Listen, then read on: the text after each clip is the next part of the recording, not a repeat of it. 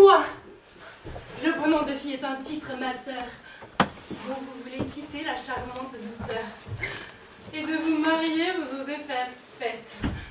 Ce vulgaire dessin, vous vous montez en tête. Oui, ma sœur. Ah, ce oui, ce peut-on supporter? Sans un mal de cœur, saurait-on l'écouter? Quel donc le mariage au sang qui vous oblige, ma sœur? Mon Dieu, fille. Comment? Fille, vous dis-je. Ne concevez-vous point ce que, dès qu'on l'entend, un tel mot à l'esprit offre de dégoûtant? De quelle étrange image on est par lui blessé? Sur quelle sale vue il traîne la pensée? N'en frissonnez-vous point? Et pouvez-vous, ma sœur, aux suites de ce mot, résoudre votre cœur? Les suites de ce mot, quand je les envisage, me font voir un mari, des enfants, un ménage. Je ne vois rien là, si j'en puis raisonner, qui blesse la pensée, fasse frissonner. De tels attachements au ciel sont pour vous plaire. Et qu'est-ce qu'à mon âge, on a de mieux à faire que d'attacher à soi par le titre d'époux un homme qui vous aime et soit aimé de vous, et de cette union tendresse suivie sur les douceurs d'une innocente vie. Ce nœud si bien assorti n'a-t-il point des apports? Mon Dieu, que votre esprit est d'un étage bas, que vous jouez au monde un petit personnage, de vous claquemurer aux choses du ménage, et de n'entrevoir point de plaisir plus touchant qu'un idole d'époux et des marmots d'enfants. Laissez aux gens grossiers, aux personnes vulgaires, les bas amusements de ces sortes d'affaires. À de plus hauts objets, élevez vos désirs, songez à prendre un goût des plus nobles plaisirs, et traitant de mépris l'essence et la matière, à l'esprit, et comme nous, donnez-vous tout entière. Vous avez notre mère, un exemple à vos yeux, que du nom de savante on honore en tout lieu. Tâchez, ainsi que moi, de vous montrer sa fille. Aspirez aux clartés qui sont dans la famille, et vous rendez sensible aux charmantes douceurs que l'amour de l'étude épanche dans les cœurs. Loi notre loi, d'un homme en esclave asservi, mariez-vous, ma sœur, à la philosophie, qui nous monte au-dessus de tout le jour humain et donne à la raison l'empire souverain, et soumettant à ses lois l'appétit grossier aux bêtes nous ravale. Ce sont là les beaux feux, les doux attachements qui doivent de la vie occuper les moments. Et les soins où je vois tant de femmes sensibles m'apparaissent aux yeux des pauvretés horribles. Le ciel, dont nous voyons que l'ordre est tout puissant, aux différents emplois le fabrique en naissant. Et tout esprit n'est pas composé d'une étoffe qui se trouve taillée à faire un philosophe. Si le vôtre et les propres élévations nous montrent des savants les spéculations, eh bien ma sœur est née pour aller terre à terre, et dans les petits soins son faible se resserre. Ne troublons point du ciel les justes règlements, et de nos deux instincts suivons les mouvements, habités par l'essor d'un grand et beau génie, les hautes régions de la philosophie, tandis que mon esprit, tenant ici-bas, goûtera de l'hymen les terrestres apparts. Ainsi, dans nos desseins l'une à l'autre contraire, nous saurons toutes deux imiter notre mère. Vous du côté de l'âme et des nobles désirs, moi du côté des sens et des grossiers plaisirs. Vous aux productions d'esprit et de lumière, moi dans celles, ma sœur, qui sont de la matière. Quand sur une personne on prétend se régler, c'est par les beaux côtés qu'il lui faut ressembler. Et ce n'est pas du tout les prendre pour modèle ma sœur que de tousser et de cracher comme elle. Eh bien, vous prends, ma sœur, que son noble génie n'est pas toujours vaqué à la philosophie. De grâce, souffrez-moi par un peu de bonté des bassesses à qui vous devez la clarté, et ne supprimez point, voulant qu'on vous seconde, quelques petits savants qui veulent venir au monde. Je vois que votre esprit ne peut être guéri du fol entêtement de vous faire un mari. Mais sachons, s'il vous plaît, qui vous songez à prendre. Votre visée, au moins, n'est pas mise à Clitandre. Mais pourquoi n'y serait-elle pas? Manque-t-il de mérite? Est-ce un choix qui soit bas? Non, mais c'est un dessein qui serait fort malhonnête que de vouloir d'une autre enlever la conquête. Et ce n'est point un fait dans un monde ignoré que Clitandre est pour moi hautement soupiré. Oui, mais tous ces soupirs chez vous sont choses vaines, et vous ne tombez point aux bassesses humaines. Votre esprit à l'hymen renonce pour toujours, et la philosophie à tous vos amours. Ainsi, n'ayant au cœur nul dessein pour Clitandre, que vous importe-t-il qu'on y puisse prétendre? Cet empire que tient la raison sur les sens ne fait pas renoncer à la douceur des encens. Et l'on peut pour époux refuser un mérite que pour adorateur on veut bien à sa suite. Je n'ai pas empêché qu'à vos perfections il n'ait continué ses adorations. Je n'ai fait que prendre refus de votre âme, ce qui est venu m'offrir l'orage de sa flamme. Mais à l'offre des vœux d'un amant dépité, trouvez-vous, je vous prie, entière sûreté? Croyez-vous pour vos yeux sa passion bien forte, et qu'en son cœur pour moi toute flamme soit morte? Il me le dit, ma sœur, pour moi je le crois. Oh, ne soyez pas ma sœur d'une si bonne foi. Croyez quand il dit qu'il me quitte et vous aime, qu'il n'y songe pas bien et se trompe lui-même. Je ne sais, mais enfin, si c'est votre plaisir, il est bien aisé de nous en éclaircir. Je l'aperçois qui vient, et sur cette matière, il va nous donner une pleine lumière.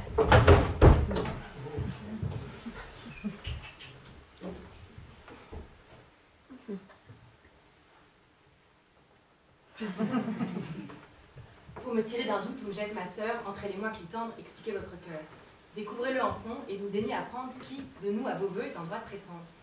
Non, non, je ne veux point imposer à votre passion la rigueur d'une explication. Je ménage les gens et sais qu'on m'embarrasse le contraignant et fort de ses aveux en face. Non, madame. Mon cœur qui dissimule peu ne sent nulle contrainte à faire un libre aveu. Dans aucun embarras un tel pas ne me jette, et j'avouerai tout haut d'une âme franche et nette que les tendres liens où je suis arrêté, mon amour et mes voeux, sont tous de ce côté.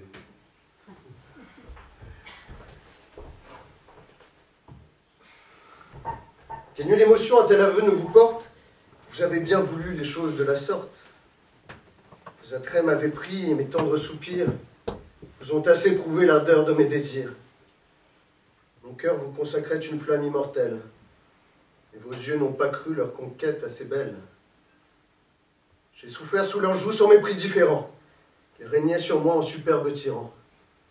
Je me suis cherché, lassé de tant de peine, des vainqueurs plus humains et de moins rudes chaînes. Je les ai rencontrés, madame, dans ses yeux. Et leurs traits me seront à jamais précieux. D'un regard pitoyable, ils ont séché mes larmes. Ils n'ont pas dédaigné le rebut de vos charmes. De si rares bontés m'ont si bien su toucher, qu'il n'est rien qui me puisse à mes faire arracher. Et j'ose maintenant vous conjurer, madame, de ne point vouloir tenter nul effort sur ma flamme, et de ne pas essayer à rattraper un cœur résolu à mourir dans cette douce ardeur. Mais qui vous dit, monsieur, que l'on ait cette envie, et que de vous, enfin, si fort on se soucie?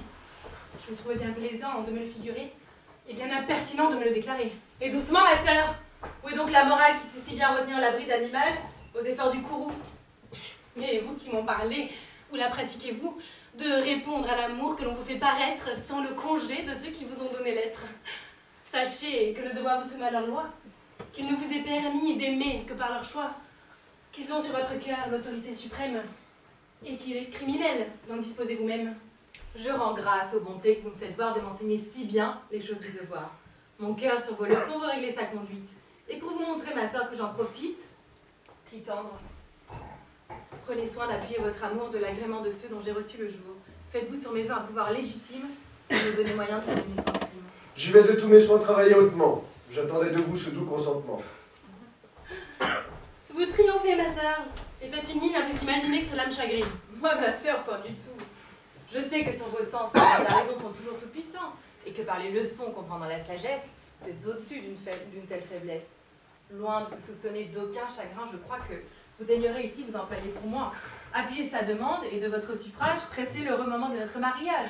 Je vous en sollicite et pour y travailler... Votre petit cœur se mêle de rallier, et dans le cœur que l'on vous jette, on vous voit toute fière. Tout jeté qu'est ce cœur, il ne vous déplaît guère. Et si vos yeux pour moi le pouvaient ramasser, ils prendraient aisément le soin de se baisser. À répondre à cela, je ne daigne descendre, et ce sont ceux discours qu'il ne faut point entendre. C'est fort bien fait à vous, et vous nous faites voir des modérations qu'on ne peut concevoir.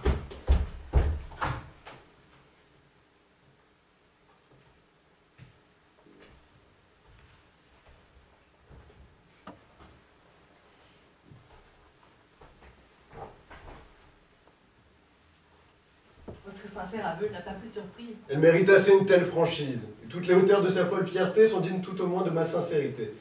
Et puisqu'il m'est permis, madame, je vais à votre père. Le plus sûr est de gagner ma mère. Mon père est d'une humeur à consentir à tout, mais il met peu de poids aux choses qu'il résout.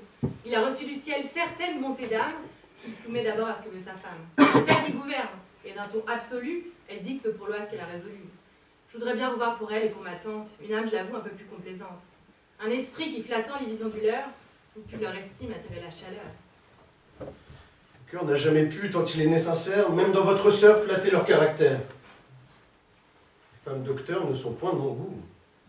Je consens à ce qu'une femme ait des clartés de tout, mais je ne lui veux point la passion choquante de se rendre savante afin d'être savante. Et j'aime que souvent, en question qu'on fait, elle sache ignorer les choses qu'elle sait. De son étude, enfin, je veux qu'elle se cache et qu'elle ait du savoir sans vouloir qu'on le sache. Sans citer les auteurs, sans dire de grands mots, et clouer l'esprit de ses moindres propos. Je respecte beaucoup madame votre mère, je ne puis du tout approuver sa chimère et me rendre l'écho des choses qu'elle dit. Je sens qu'elle donne à son héros de l'esprit. Son monsieur Trissautin me chagrine, m'assomme. J'enrage de voir qu'elle estime un tel homme. Que nous mettre au rang des grands et beaux esprits. Un bonnet dont partout on siffle les écrits. Un pédant dont on voit la plume libérale, d'officieux papier fournir toute la halle. Oh, ces écrits, ces discours, tout m'ensemble ennuyeux et je me trouve assez votre goût et vos yeux. Et comme sur ma mère il a grande puissance, vous devez vous forcer à quelque complaisance. Un amant fait la cour là où s'attache son cœur. Il veut que tout le monde y gagne la faveur. Et pour être sûr d'avoir personne à sa flamme contraire, jusqu'au chien du logis il s'efforce de plaire. Vous avez raison. Monsieur Trissotin m'inspire au fond de l'âme un dominant chagrin. Je ne puis consentir pour gagner ses suffrages à me déshonorer en prisant ses ouvrages. Par eux qu'à mes yeux il a d'abord paru. Je le connaissais avant que l'avoir vu. Je vis dans le fatras des écrits qu'il nous donne ce qu'étale en tout lieu sa pédante personne. La constante hauteur de sa présomption. Cette intrépidité de bonne opinion. Cet indolent état de confiance extrême qui le rend en tout temps si content de soi-même. Qui fait qu'à son mérite incessamment il rit, qu'il se sait si bon gré des choses qu'il écrit, et qu'il ne changerait pas sa renommée contre tous les honneurs d'un général d'armée. C'est avoir de bons yeux que de voir tout cela. Puisque la figure encore la chose à l'âme. Je vis par les vers que la tête il nous jette, de quel air il fallait que fût fait le poète. J'en avais si bien deviné tous les traits, que rencontrant un homme un jour dans le palais, je gageais que c'était Trissotin en personne, et je vis en effet que la gageure était bonne. Quel conte! Non, je dis la chose comme elle est. Et je vois votre tante arriver. Agréez s'il vous plaît que mon cœur lui déclare ici notre mystère, et gagne ses faveurs auprès de votre mère.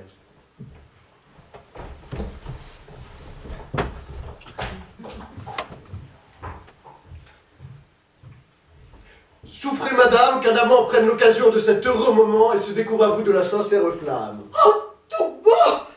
Gardez-vous de m'ouvrir trop votre âme. Si je vous ai su mettre au rang de mes amants, contentez-vous des yeux pour vos seuls truchements et ne m'expliquez point par un autre langage des désirs qui chez moi passent pour un outrage. Aimez-moi, soupirez, brûlez pour mes appâts, mais qu'il me soit permis de ne le savoir pas. Je puis fermer les yeux sur vos flammes secrètes, tant que vous vous tiendrez ou vous les interprètes. Mais si la bouche vient à s'en vouloir mêler, pour jamais de ma vie il vous faut exiler. Des projets de mon cœur ne prenaient point d'alarme. Henriette, madame, est l'objet qui me charme. Je viens ardemment conjurer vos bontés de bien vouloir seconder l'amour que j'ai pour ses beautés. Ah, certes, le détour est d'esprit, je l'avoue. Ce subtil faux-fuyant mérite qu'on le loue. Et dans tous les romans où j'ai jeté les yeux, je n'ai rien rencontré de plus ingénieux. Ceci n'est point un trait d'esprit, madame, et c'est un pur aveu de ce que j'ai dans l'âme.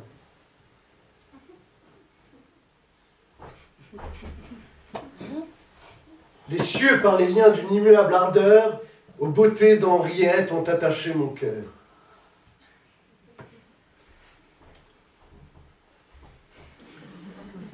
Henriette me tient sous son aimable empire, et l'hymen d'Henriette est le bien où j'aspire. Vous y pouvez beaucoup, et tout ce que je veux, c'est que vous y daigniez favoriser mes vœux. Je vois où doucement veut aller la demande. Et je sais sous ce nom ce qu'il faut que j'entende. La figure est à droite, et pour n'en point sortir, aux choses que mon cœur m'offre à vous repartir, je dirais qu'Henriette, à l'hymen est rebelle, et que sans rien prétendre, il faut brûler pour elle. Mesdames, à quoi bon pareil embarras? Pourquoi voulez-vous penser ce qui n'est pas? Mon Dieu, point de façon. Cessez de vous défendre de ce que vos regards m'ont souvent fait entendre.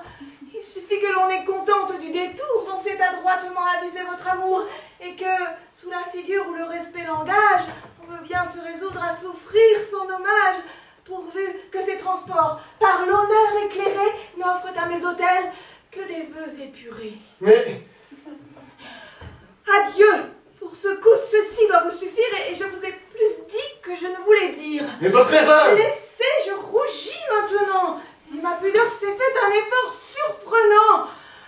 Je vous ai pondu si je vous ai Non, message! non, je ne veux rien entendre davantage.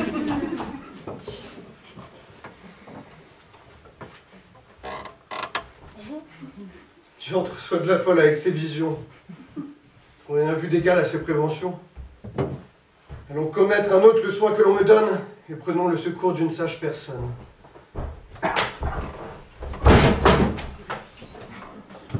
Oui, je vous porterai la réponse au plus tôt.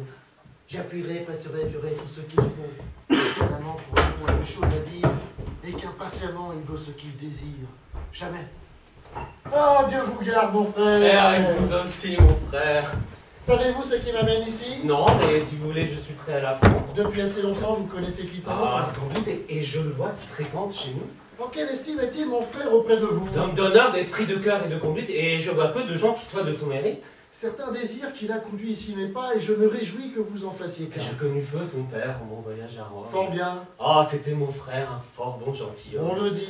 Nous n'avions alors que 28 ans, et nous étions, ma foi, tous deux de Vergalon. Il est vrai. Nous donnions chez les dames romaines, tout le monde parlait de nos fredaines. Nous faisions des jaloux, nous... Voilà qui valait mieux. Mais venons-en au sujet qui nous amène en ces lieux. Clitandre auprès de vous me fait son interprète, et son cœur est épris des grâces d'Henriette. Quoi? De ma fille? Oui, Clitandre en est charmé, et nous ne vîmes jamais amant plus enflammé. Vous ignorez l'histoire, et l'affaire n'est pas ce que vous pouvez croire. Et comment, ma sœur? Clitandre abuse de vos esprits, et c'est d'un autre objet dont son cœur est épris. Et vous raillez. Ce n'est pas Henriette qu'il aime? Non, j'en suis assurée. Il me l'a dit lui-même. Eh oui, Et vous me voyez, ma sœur, chargée par lui d'en faire la demande à son père aujourd'hui. fort bien. Et son amour même me fait instance de presser les moments d'une telle alliance. Encore mieux. On ne peut tromper plus galamment. Henriette entre nous est un amusement, un voile ingénieux, un prétexte, mon frère, à couvrir d'autres feux dont je sais le mystère. Et je veux bien tous deux vous mettre hors d'erreur. Et puisque vous savez tant de choses, ma sœur, dites-moi s'il vous plaît cet autre objet qu'il aime. Vous le voulez savoir? Oui, quoi? Moi, Aïe! moi-même. Et qu'est-ce donc que ce aïe? Les cas de surprenant le discours que je fais. On est faite, je crois, d'un air à pouvoir dire qu'on n'a pas pour un cœur soumis à son empire. Et Damis, Dorante, Cléonte et Lycida peuvent bien faire voir qu'on a quelques appâts. Ces gens vous aiment? Oui, de toute leur puissance. Ils vous l'ont dit? Aucun n'a pris cette licence. Ils m'ont surveillé si fort jusqu'à ce jour qu'ils ne m'ont jamais dit un mot de leur amour. Mais pour m'offrir leur cœur et vouer leur service, les muets truchements ont tous fait leur office. On devra presque penser en venir, Damis. Et c'est pour me faire voir un respect plus soumis. De mon piquant partout, Dorante vous outrage. C'est un emportement d'une jalouse rage. Cléonte et Lycida sont pris femmes tous deux. C'est par un désespoir où j'ai réduit leur feu. Oh, ma sœur, vision toute claire. De ces chimères-là, vous devez vous défaire. Chimères? Ce sont des chimères, dit-on. Chimère, moi. Vraiment, chimère est fort bon. Je me réjouis fort de chimères, mes frères. Et je ne savais pas que j'eusse des chimères. Notre sœur est folle, oui. Cela croît tous les jours. Mais encore une fois, reprenons le discours. Clitandre vous demande Henriette pour femme. Voyons quelle réponse il doit faire à sa femme. Oh, faut-il le demander? J'y consens de bon cœur et tiens son alliance à singulier honneur. Vous savez que de bien, il n'a pas l'abondance, que... C'est un intérêt qui n'a pas d'importance. Il est riche en vertu, cela vaut des trésors. Et puis son père et moi n'étions qu'un ou deux corps. Parlons à votre femme, et voyons à la rendre Il favorable. suffit, je l'accepte pour gendre. Oui, mais pour appuyer votre consentement, mon frère, il n'est pas mal d'avoir son Vous agrément. moquez-vous, il n'est pas nécessaire. Je réponds de ma femme et prends sur moi l'affaire. Mais... Laissez faire, dis-je, et n'apprenez pas. Je vais la disposer aux choses de ce pas. Bien, je vais sur ce passons de votre Henriette et reviendrai savoir... C'est une affaire faite et je vais à ma femme en parler sans délai.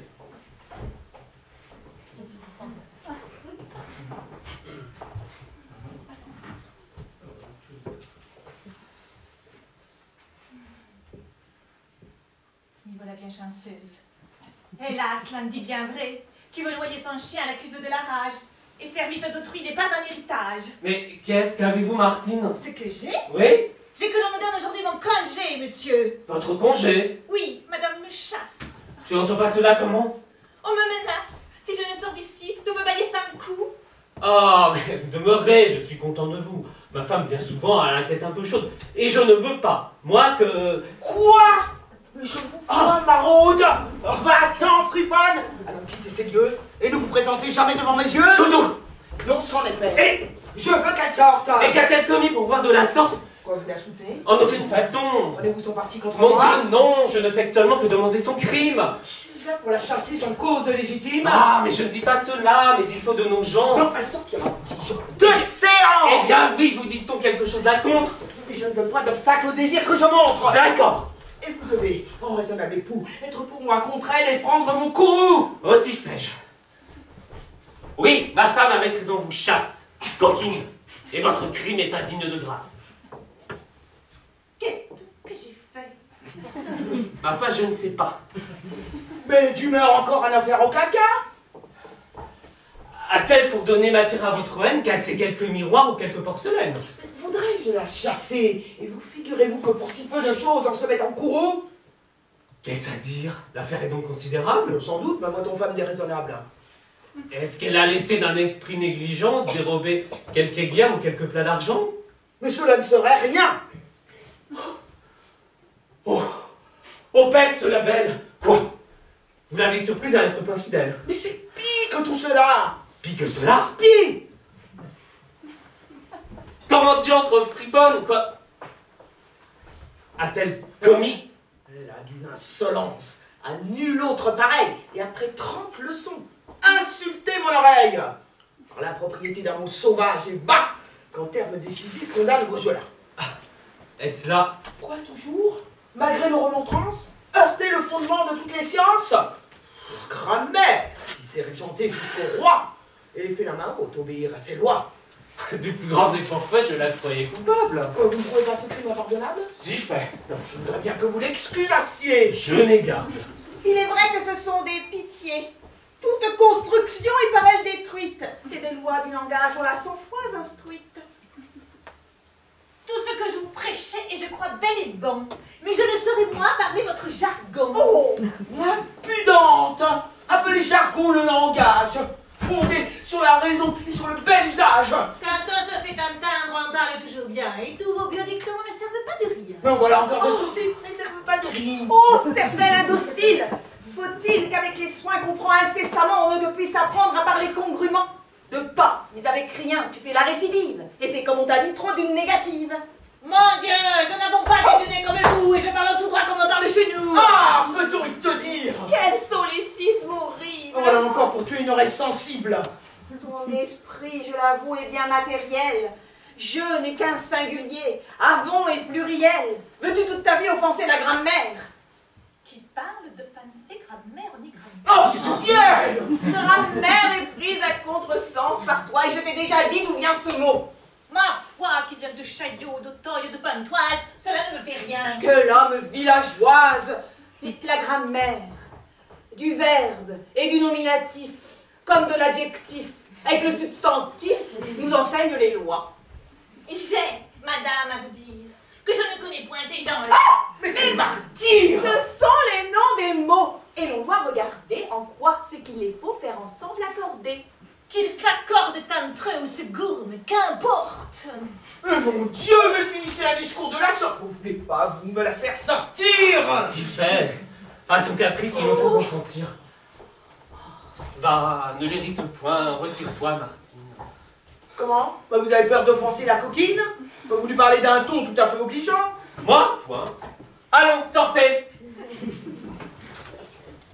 Va-t'en, ma pauvre enfant. Vous êtes satisfaite, et la voilà partie.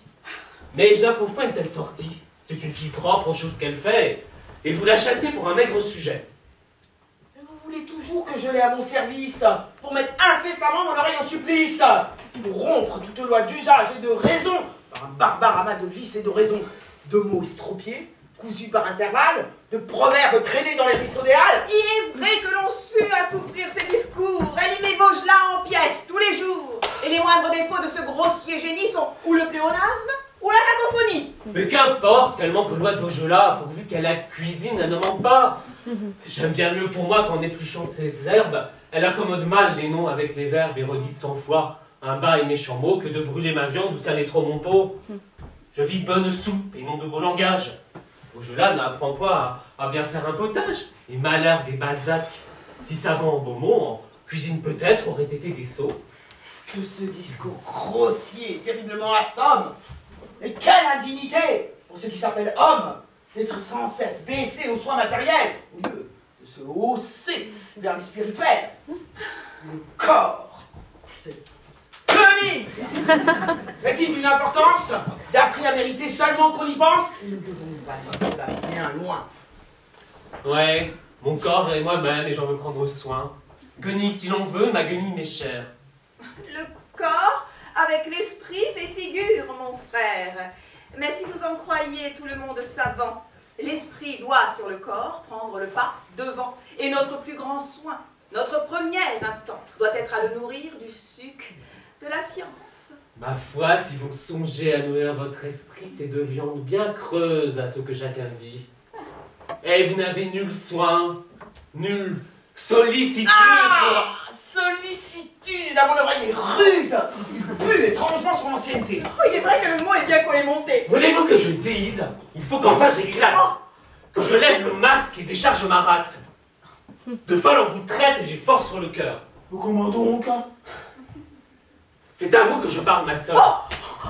Le moindre solécisme en parlant vous irrite, mais vous en faites-vous d'étranges en conduite. Vos livres éternels ne me contentent pas. Et or, un gros plus tard qu'à mettre mes rabats, vous devriez brûler tout ce meuble inutile et laisser la science au docteur de la ville.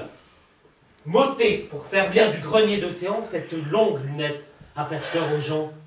Et sans brimborion dont l'aspect importune, nous pourrons aller chercher ce qu'on fait dans la lune. Et vous mêlez un peu de ce qu'on fait chez vous. Nous voyons aller tous en dessus-dessous. N'est pas bien honnête, et pour beaucoup de causes. Une femme étudie et sache tant de choses. Former aux bonnes mœurs l'esprit de ses enfants, faire aller son ménage, avoir l'œil sur ses gens, et régler la dépense avec économie doit être son étude et sa philosophie. Nos pères sur ce point étaient gens bien sensés, qui disaient qu'une femme en sait toujours assez. Quand la capacité de son esprit se hausse à connaître un pourpoint avec un ou deux choses. Les leurs ne lisaient point, mais elles vivaient bien. Leur ménage était tout leur dot entretien et leurs livres, un dé, du fil et des aiguilles, dont elles travaillaient au trousseau de leurs filles. Les femmes d'à présent sont bien loin de ces mœurs. Elles veulent écrire et devenir auteurs. Nulle science n'est pour être trop profonde et c'est en beaucoup plus qu'en aucun lieu du monde. Les secrets les plus hauts s'y laissent concevoir et l'on sait tout, chez moi, hors ce qu'il faut savoir. On y sait comme ronde lune, étoile polaire, Vénus, Saturne, Mars, dont je n'ai point à faire. Et dans ce vain savoir qui va chercher si loin, on ne sait comme va mon pot dont j'ai besoin. Mes gens, à la science, aspirent pour vous plaire, mais tous ne font la moins que ceux qui sont à faire. Raisonner est l'emploi de toute ma maison, et le raisonnement en bannit la raison. L'un me brûle mon rot en lisant quelque histoire, l'autre rêve à des vers quand je demande à boire. Enfin, je vois par eux votre exemple suivi, et j'ai des serviteurs, et ne suis pas servi. Une pauvre servante au moins m'était restée, qui de ce mauvais air n'était point infectée.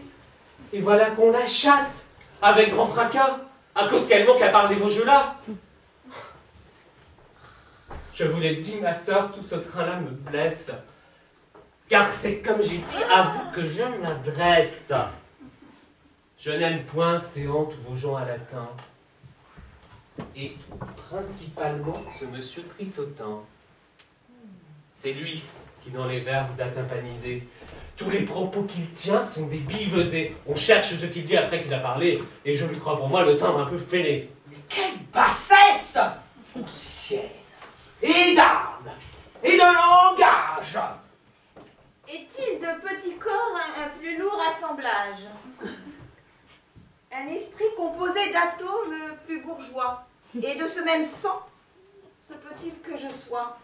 Je me veux mal de mort d'être de votre race, et de confusion, j'abandonne la place. Avez-vous à lâcher encore quelques traits? Ah non, non. Ne parlons plus de querelles, c'est fait. Discutons d'autres affaires. À votre fille aînée, on voit quelques dégoûts pour les nœuds d'hyménée. C'est une philosophe. Enfin, je n'en dis rien. Elle est bien gouvernée, et vous faites fort bien. Mais de toute autre mort se trouve sa cadette. Et je crois qu'il est bon, pour voir Henriette, de choisir un mari. C'est à quoi j'ai songé. Et je veux vous ouvrir l'intention que j'ai. Ce monsieur Trissotin, dont on nous fait un crime, et qui n'a pas l'honneur d'être dans votre estime, est celui que je prends pour l'époux qu'il lui faut. Et je sais mieux que vous jugez de ce qu'il vaut. La contestation est ici superflue, et de tout point chez moi, l'affaire est résolue. Au moins, ne dites mot du choix de l'époux. Je veux à votre fille en parler avant vous. J'ai des raisons à faire approuver ma conduite, et je connais très bien, si vous l'aurez instruite.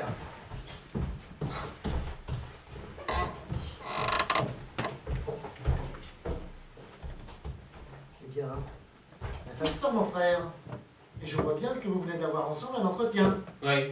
Alors, quel est le succès? Henri-non Henriette a-t-elle consenti? L'affaire est-elle faite? Pas tout à fait encore. Refuse-t-elle? Non, Est-ce qu'elle balance? en aucune façon. Mais alors quoi donc? C'est que pour gendre, elle m'offre un autre homme. Un autre homme pour gendre? Un autre? Mais qui se nomme? Monsieur Trissotin. Quoi? Monsieur Trissotin? Oui. Et vous l'avez accepté? Qui parle toujours de vers et de latin. Non, moi, point, Dieu ne plaise. Mais qu'avez-vous répondu? Ah, rien. Et je suis bien net de n'avoir point parlé pour ne m'engager pas. La raison est fort belle et c'est faire un grand pas.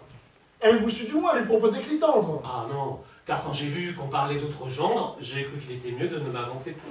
Certes, votre prudence est rare au dernier point. Mais n'avez-vous point de honte avec votre mollesse? Et se peut-il qu'un homme ait assez de faiblesse pour laisser à sa femme un pouvoir absolu et n'oser attaquer ce qu'elle a résolu? Mon Dieu, vous en parlez, mon frère, bien à l'aise.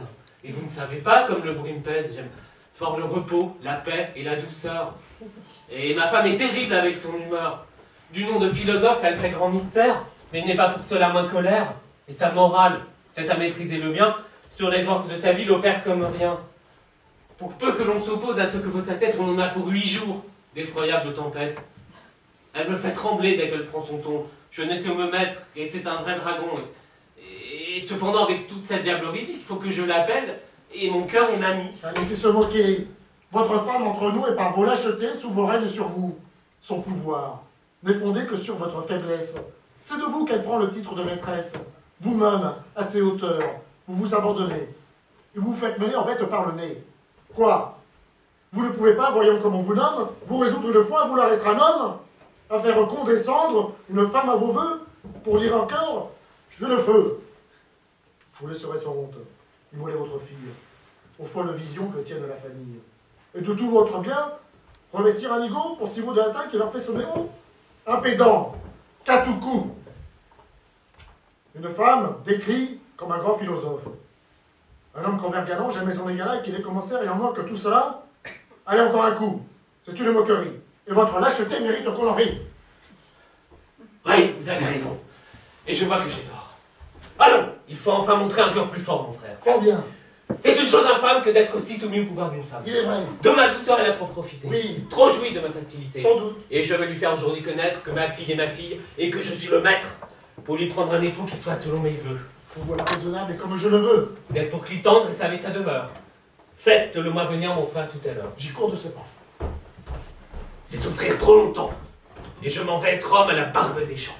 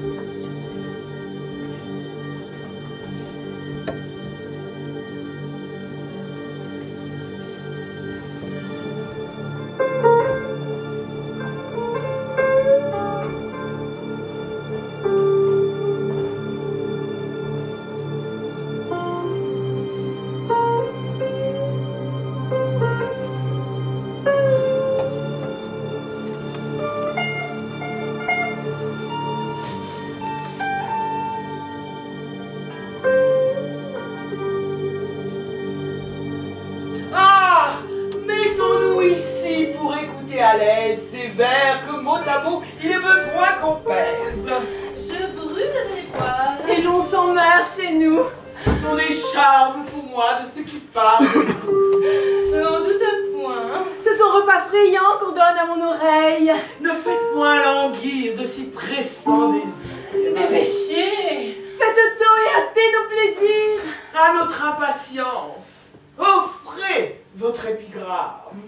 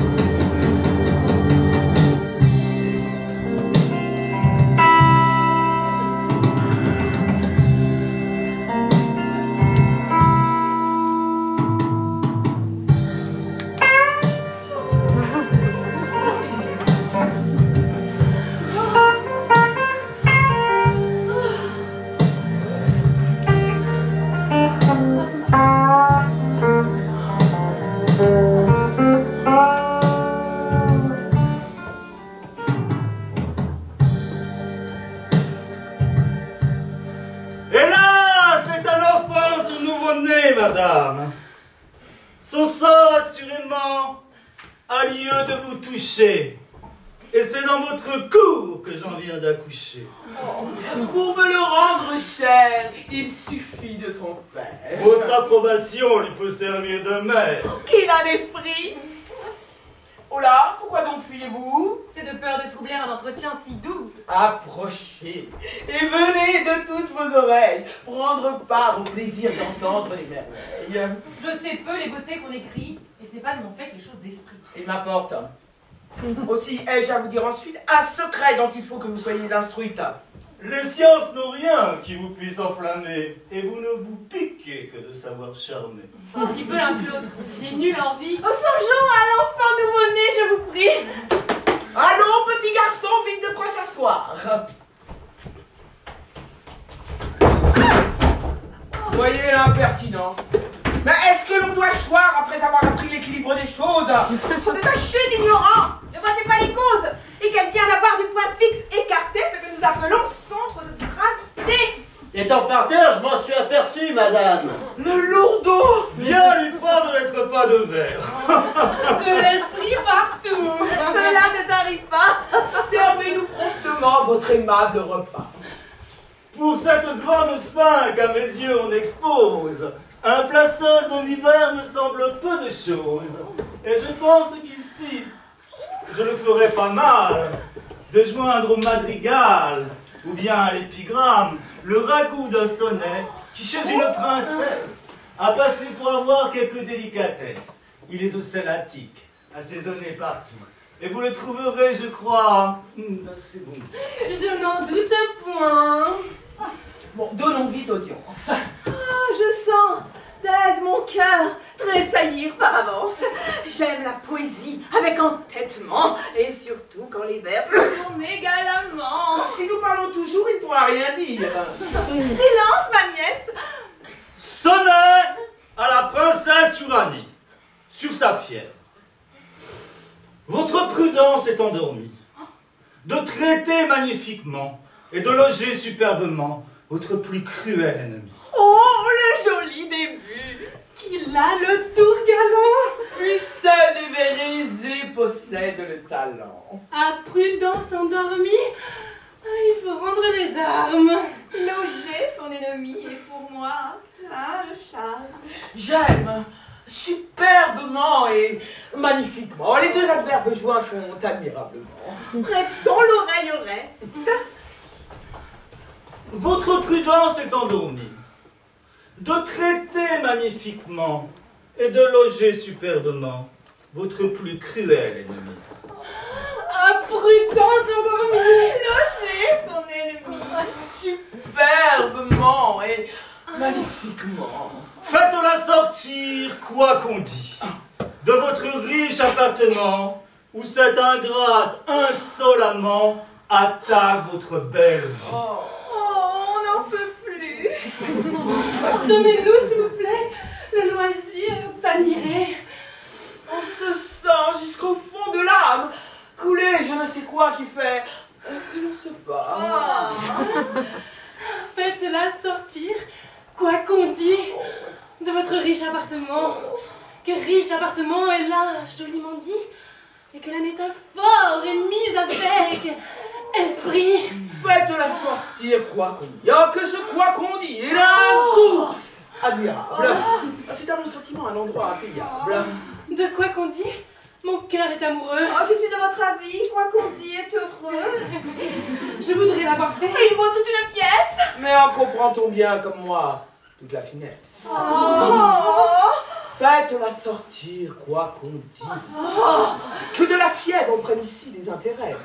N'ayez aucune crainte. Moquez-vous des caquets. Faites-la sortir, quoi qu'on dise. Quoi qu'on dise.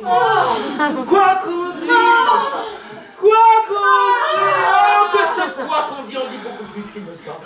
Je ne sais pas pour moi, mais si chacun me ressemble. Mais j'entends là-dessous un million de mots. Il est vrai qu'il dit plus de choses qu'il n'est gros.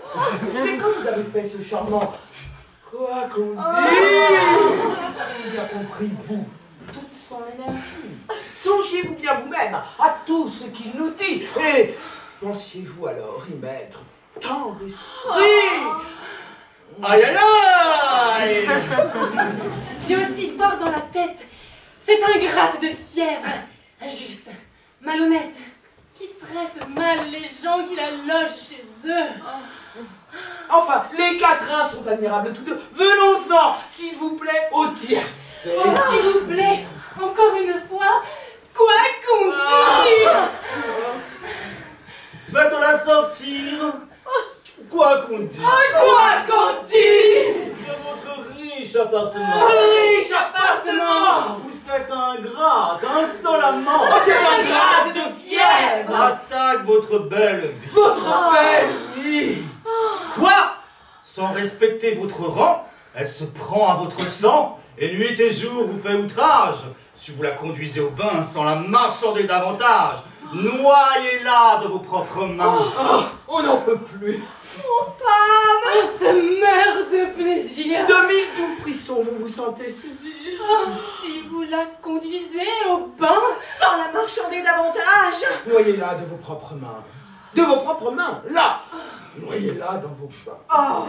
chaque pas dans vos verres rencontre un trait charmant. Partout, on s'y promène avec ravissement. On n'y saurait marcher que sur de belles choses.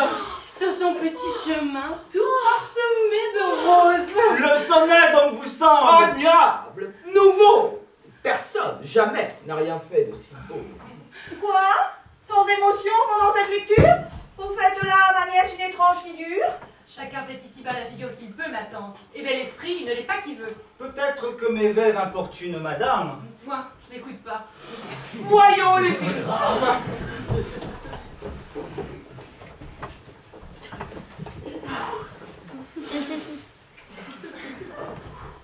Sur un carrosse de couleur amarante, donné à une dame de ses amis. Oh.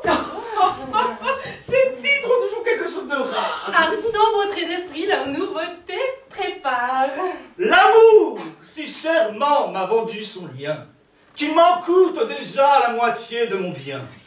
Et quand tu vois ce beau carrosse, où tant d'or se relève en bosse, qu'il étonne tout le pays, et fait pompeusement triompher Malaï. Oh, Malaï, mais voilà de l'érudition. L'enveloppe est jolie et vaut 1 million.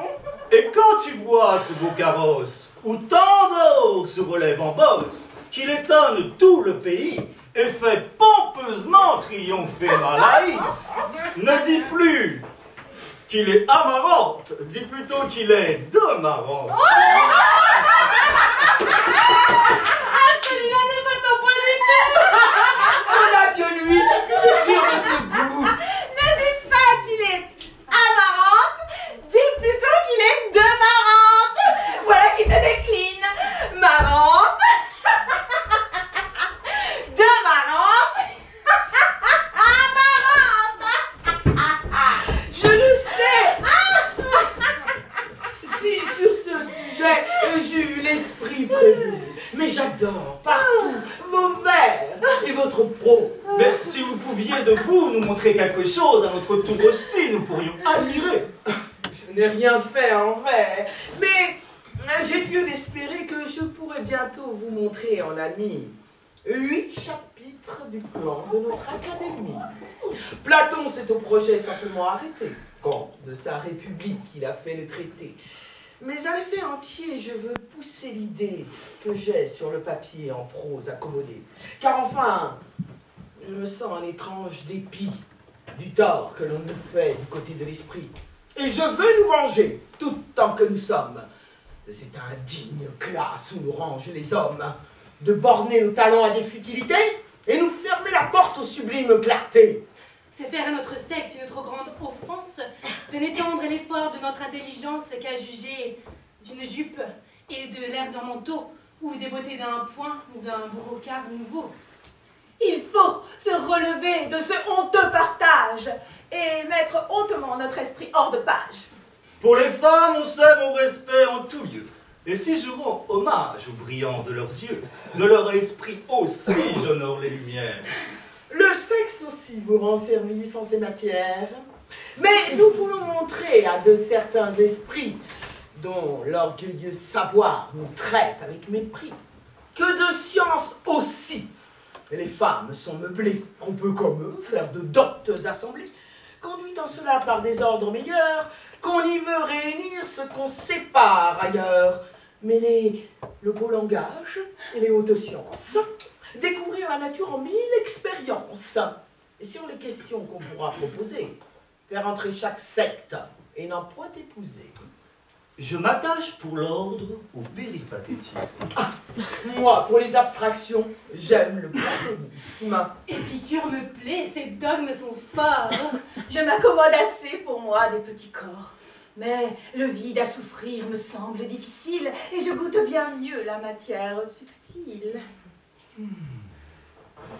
Descartes pour l'aimant donne fort dans mon sang.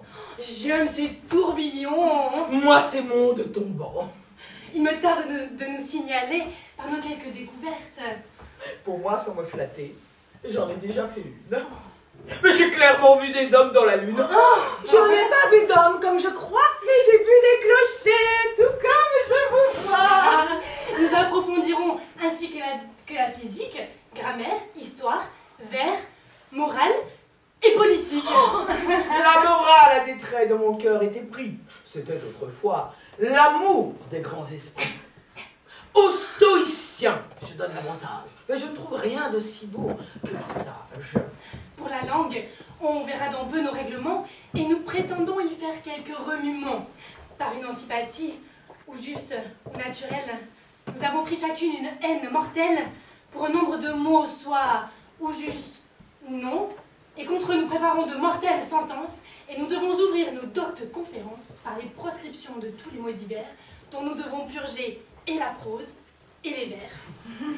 Mais le plus beau projet de notre académie, une entreprise noble et dont je me réjouis, un dessein de gloire, et qui sera vanté chez tous les beaux esprits de la postérité. C'est le retranchement des syllabes sales qui, dans les plus beaux mots, produisent les scandales. Ces jouets éternels, des sceaux de tous les temps, ces fins de lieux communs de nos méchants présents, ces sources d'un âme à d'équivoques infâmes dont on vient faire insulte à la pudeur des femmes. Voilà certainement d'admirables projets. Vous verrez les statuts quand ils seront tous faits. Il ne saurait manquer d'être tous beaux et sages. Nous serons par nos lois les juges des ouvrages. Par nos lois, prose et vers, tout nous sera soumis. Nul n'aura de l'esprit, or nous et nos amis. Nous chercherons partout à trouver à redire et ne verrons que nous qui sachons bien écrire. Monsieur, un homme est là qui veut parler à vous. Il est vêtu de noir et parle d'un ton doux. C'est cet ami savant qui m'a fait tendre instance de lui donner l'honneur de votre connaissance. Pour le faire venir, vous avez tout crédit. Bon, faisons bien les honneurs, au moins de notre esprit. Oh là, je vous ai dit en paroles bien claires que j'ai besoin de vous. Mais pour quelles affaires? Mais enfin, on peut vous les faire savoir. Voici l'homme qui meurt du désir de vous voir. En vous le produisant, je ne crains point le blâme d'avoir admis chez vous un profane, madame. Il peut tenir son rang parmi de beaux esprits. La main qui le présente en dit assez le prix. Il a des vieux auteurs la pleine intelligence. Et c'est du grec, madame. Du grec? Autant comme des Du grec? C'est du grec. Quelle douceur du grec! Merde, du grec! Quoi? Monsieur, c'est du grec?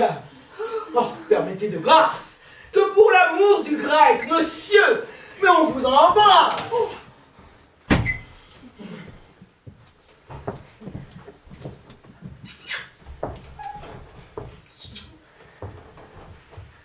Excusez-moi, monsieur, je n'entends pas le grec. J'ai pour les livres grecs un merveilleux respect. Je crains d'être fâcheux par l'ardeur qui m'engage à vous rendre aujourd'hui, madame, mon hommage. Et j'aurais pu troubler quelques doctes entretiens. Monsieur, avec du grec, on ne peut gâter rien. Au reste, il fait merveille, en vers ainsi qu'en prose, et pourrait, s'il voulait, vous montrer quelque chose. Le défaut des auteurs dans leur production est d'en tyranniser les conversations. D'être au palais, aux cours, aux ruelles, aux tables, de leur air fatigant, lecteur infatigable. Je ne vois rien de plus sot à mon sens qu'un auteur qui partout va gueuser des encens, qui des premiers venus, saisissant les oreilles, en fait le plus souvent les martyrs de ses veilles. On ne m'a jamais vu ce fol entêtement. Et d'un grec là-dessus, je suis le sentiment, qui par un dogme exprès défend à tous les sages l'indigne empressement de lire leur ouvrage. Voici de petits vers pour de jeunes amants, sur quoi je voudrais bien avoir vos sentiments. Vos vers ont des beautés que l'on point tous les autres. Les grâces et Vénus règnent dans tous les veaux. Vous avez le tour libre et le beau choix des mots. On voit partout chez vous l'ithos et le pathos. Nous avons vu de vous des églogues d'un style qui passent en tous attraits et aux crités virgiles. Vos odes ont un air noble, galant et doux, qui laisse de bien loin votre race après vous. Est-il rien d'amoureux comme vos chansonnettes? Peut-on rien voir d'égal au sonnet que vous faites? Rien qu'il soit plus charmant que vos petits rondeaux. Rien de si plein d'esprit que tous vos madrigaux. Aux ballades, surtout, vous êtes admirables. Et dans les bouts rimés, je vous trouve adorable. Si la France pouvait connaître votre prix. Si le siècle rendait justice aux beaux esprits. En carrosse dorée, vous iriez dans les rues. On verrait le public vous dresser des statues. C'est une ballade, et je veux que tout Avez-vous vu certains petits sonnets sur la fièvre qui tient la princesse Uranie? Oui, hier il me fut lu dans une compagnie. Vous en savez l'auteur? Non, mais je sais fort bien qu'à ne le point flatter, son sonnet ne vaut rien. Beaucoup de gens pourtant le trouvent admirable. Cela n'empêche pas qu'il ne soit misérable. Et si vous l'avez vu, vous serez de mon goût. Et je sais que là-dessus, je ne suis point du tout, et que d'un tel sonnet, peu de gens sont capables. Me préserve le ciel d'en faire de semblants. Mais je soutiens qu'on peut en faire de meilleurs, et ma grande raison, c'est que j'en suis l'auteur. Moi, Je ne sais donc comment se fit l'affaire. c'est qu'on fut malheureux de ne pouvoir vous plaire. Il faut qu'en écoutant j'ai eu l'esprit distrait, ou bien que le lecteur m'ait gâté le sonnet. Mais laissons ce discours et voyons ma ballade. La ballade, à mon goût, est une chose fade. Ce n'en est plus la mode, elle sent son vieux temps. La ballade pourtant charme beaucoup de gens. Il n'empêche pas qu'elle ne me déplaise. Elle n'en reste pas pour cela plus mauvaise. Elle a pour les pédants de merveilleux appâts. Cependant, nous voyons qu'elle ne vous plaît pas. Vous donnez sottement vos qualités aux autres. Fort impertinemment, vous me jetez les vôtres. Allez, petits grimaud, barbouilleurs de papier. Allez, ribord de mal, au propre du métier. Allez, fripier d'écrit, impudent plagiaire.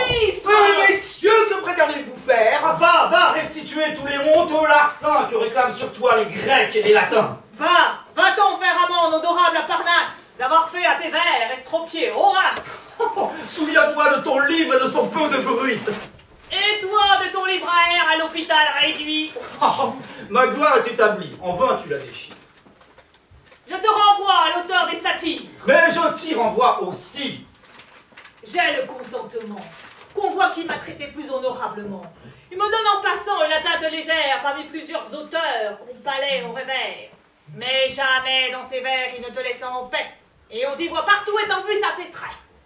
C'est par là que j'y tiens un rang plus honorable. Il te met dans la foule ainsi qu'un misérable. Il croit que c'est assez d'un coup pour t'accabler. Il ne t'a jamais fait l'honneur de redoubler. Mais il m'attaque à part, comme un noble adversaire, sur qui tous ses efforts lui semblent nécessaires. Et ses coups contre moi, redoublés en tout lieu, montrent qu'il ne se montre jamais victorieux. Ma plume t'apprendra quel homme je puis être. Et la mienne sera te montrer ton maître. Je te défie en vers, prose, grec et latin. Eh bien, nous nous verrons, seul à seul chez Barbin. Oh. À mon emportement, ne donnez aucun blâme. C'est votre jugement que je défends, madame, dans le sonnet qu'il a l'audace d'attaquer. À vous remettre bien, je me veux appliquer. Mais parlons d'une autre affaire. Approchez, Henriette. Depuis assez longtemps, mon âme s'inquiète de ce qu'aucun esprit en vous ne se fait voir. Mais je trouve un moyen de vous en faire avoir. C'est prendre un sang commun qui n'est pas nécessaire. Les doctes entretiens ne sont point mon affaire. J'aime à vivre aisément, et dans tout ce qu'on dit, il faut trop se peiner pour avoir de l'esprit. C'est une ambition que je n'ai point en tête. Je me trouve fort bien, ma mère, d'être bête. Oui, mais j'aime mieux n'avoir que de communs propos que de me tourmenter pour dire de beaux mots. Oui, mais j'y suis blessé. Et ce n'est pas mon compte de souffrir dans mon sang une pareille honte. La beauté du visage n'est qu'un simple ornement, une fleur passagère, un éclat d'un moment qui n'est attaché qu'à la simple épiderme. Mais celle de l'esprit est inhérente et ferme. J'ai donc cherché longtemps un biais de vous donner la beauté que les ans ne peuvent moissonner, de faire entrer en vous le désir des sciences, de vous insinuer les belles connaissances. Et la pensée enfin où mes voeux ont souscrit, c'est d'attacher à vous un homme plein d'esprit. Et cet homme est monsieur que je vous détermine à voir comme l'époux que mon choix vous destine. Moi, ma mère? Bah oui, vous, faites la sotte un peu. Je vous entends. Vos yeux demandent mon aveu pour engager ailleurs un cœur que je possède. Allez, je le veux bien. À ce nœud, je vous cède. C'est un hymen qui fait votre établissement. Je ne sais que vous dire en mon ravissement, madame. Et cet hymen dont je vois qu'on m'honore, me Et tout beau, monsieur, il n'est pas fait encore. Ne vous pressez pas tant. Comment vous répondez? Savez-vous bien que si ce fille moiranet, laissons-la faire, elle se rendra sage.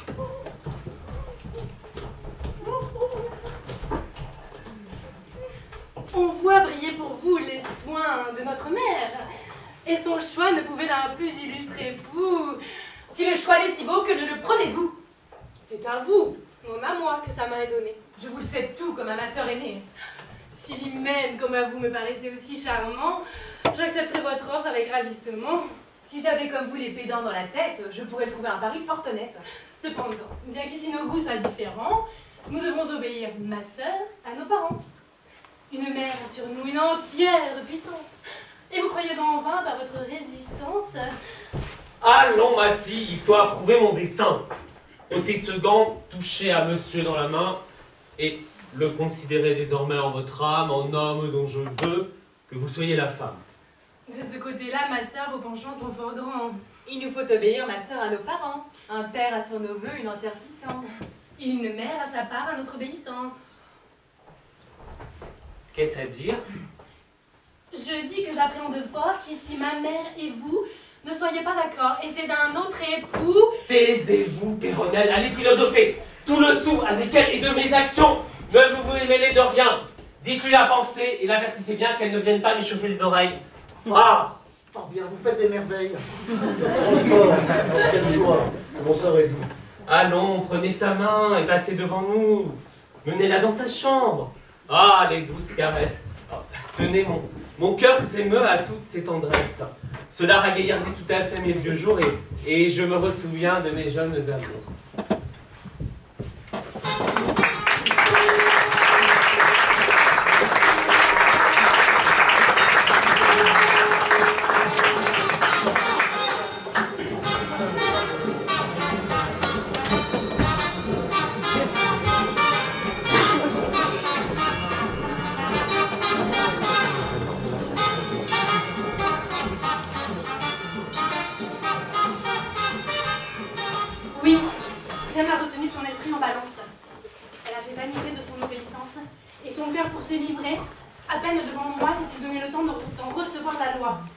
et semblait suivre moins les volontés d'un père qu'affecter de braver les ordres d'une mère.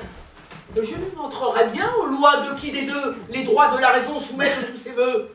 Et qui doit gouverner? Ou sa mère ou son père? Ou l'esprit ou le corps? La forme ou la matière? On vous devait bien au moins un compliment, et ce petit monsieur en use étrangement de vouloir, malgré vous, devenir votre gendre. Il n'est pas encore temps où son cœur peut prétendre. Je le trouvais bien fait. J'aimais vos amours. Mais dans ses procédés, il m'a déplu toujours. Il sait que, Dieu merci, je me mêle d'écrire. Mais jamais il ne m'a prié de lui rien lire. Je n'en souffrirais point si j'étais que de vous, que jamais dans l'être, il peut être l'époux. On me ferait grand tort d'avoir quelques pensées que là-dessus je parle en fille intéressée. Mais le lâche tour que l'on voit qu'il me fait jette au fond de mon cœur quelques dépits secrets. Contre de pareils coups, l'âme se fortifie du solide secours de la philosophie, et par elle, on se peut mettre au-dessus de tout. Mais vous traiter ainsi, c'est vous pousser à bout. Il est de votre honneur d'être assez le contraire. C'est un homme, enfin, qui ne doit point vous plaire. Jamais je n'ai connu discourant entre nous qui lui au fond du cœur de l'estime pour vous. Petit sot! Quelque bruit que votre gloire fasse, toujours à vous louer, il a paru de glace. Le brutal! Et 20 fois, comme ouvrage nouveau, j'ai lu des vers de vous qu'il n'a point trouvé beaux. L'impertinent! Et souvent nous en étions aux prises, et vous ne croiriez point... De grâce, madame! Un peu de charité, tout au moins un peu d'honnêteté. Quel mal vous ai-je fait pour armer contre moi toute votre éloquence, vouloir me détruire, prendre tant de soin de me rendre odieux aux gens dont j'ai besoin? Parlez, dites d'où vient ce courroux effroyable. Je veux bien que madame en soit juge équitable. Si j'avais le courroux dont on veut m'accuser, je trouverais assez de quoi l'autoriser. Vous en seriez trop digne. Et les premières flammes s'établissent des droits si sacrés sur les âmes qu'il faut perdre fortune, renoncer au jour, plutôt que de brûler des feux dans notre amour. Au changement de vœux, nulle horreur n'est égale. Et tout cœur infidèle est un monstre en morale. Dites-vous, madame, une infidélité, ce que m'a de votre âme ordonné la fierté? Je ne fais qu'obéir aux lois qu'elle m'impose. Si je vous offense, elle seule en est cause. Vos charmes ont d'abord possédé tout mon cœur. Il a brûlé 2 ans d'une constante ardeur. N'ayez soins empressés, devoir, respect, service, dont il ne vous est fait d'amoureux sacrifices. Tous mes feux, tous mes soins ne peuvent rien sur vous. Je vous trouve contraire à mes vœux les plus doux. Ce que vous refusez, je l'offre au choix d'une autre. Voyez, est-ce madame ou ma faute, ou la vôtre? Mon cœur court-il au change ou si vous l'y poussez? Est-ce moi qui vous quitte, ou vous qui me chassez? Appelez-vous monsieur, être à vos vœux contraires que de leur arracher ce qu'ils ont de vulgaire, et vouloir les réduire dans cette pureté où du parfait amour consiste la beauté. Vous ne sauriez pour moi tenir votre pensée du commerce des sens, net et débarrassé. Vous ne goûtez point dans ces plus doux appâts cette union des cœurs où les corps n'entrent pas. Vous ne pouvez aimer que d'une amour grossière, qu'avec tout l'attirail des nœuds, de la matière, et pour nourrir les feux que chez vous on produit, il faut un mariage et tout ce qui s'ensuit. Ah, mais quel étrange amour! Que les belles âmes sont bien loin de brûler de ces terrestres flammes. Les sens n'ont point de part à toutes leurs ardeurs, et ce beau feu ne veut marier que les cœurs. Comme une chose indigne, il laisse là le reste. C'est un feu pur et net, comme le feu céleste. On ne pousse avec lui que d'honnêtes soupirs. On ne penche point vers de sales désirs. Rien d'impur ne se mêle au but qu'on se propose. On aime pour aimer et non pour autre chose. Ce n'est qu'à l'esprit seul que vont tous les transports. Et l'on ne s'aperçoit jamais que l'on est encore. Pour moi, par malheur, je m'aperçois, madame, que j'ai, ne vous déplaise, un corps tout comme une âme. Je sens qu'il y tient trop pour le laisser à part. De ces détachements, je ne connais point l'art. Le ciel m'a dénié cette philosophie, et mon corps et mon âme marchent de compagnie. n'y a rien de plus beau, comme vous avez dit, que ces vœux épurés qui ne vont qu'à l'esprit. Ces unions de cœur et ces tendres pensées, du commerce des sens si bien débarrassés.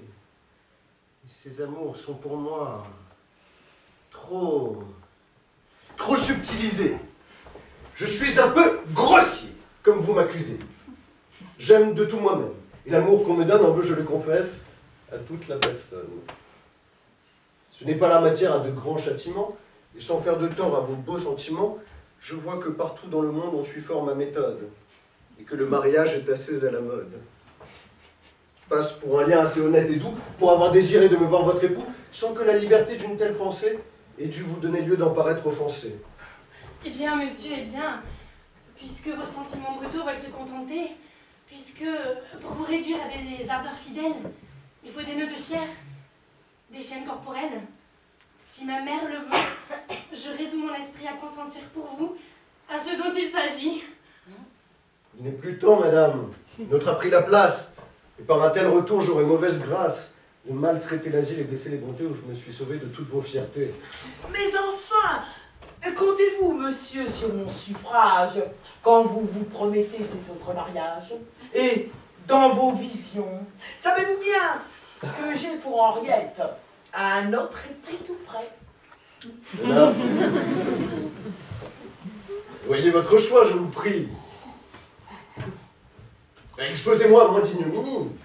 Ne me rangez pas à l'indigne destin de voir le rival de Monsieur Trissotin. L'amour des beaux esprits qui chez vous m'est contraire. Vous pouvez m'exposer à mon noble adversaire.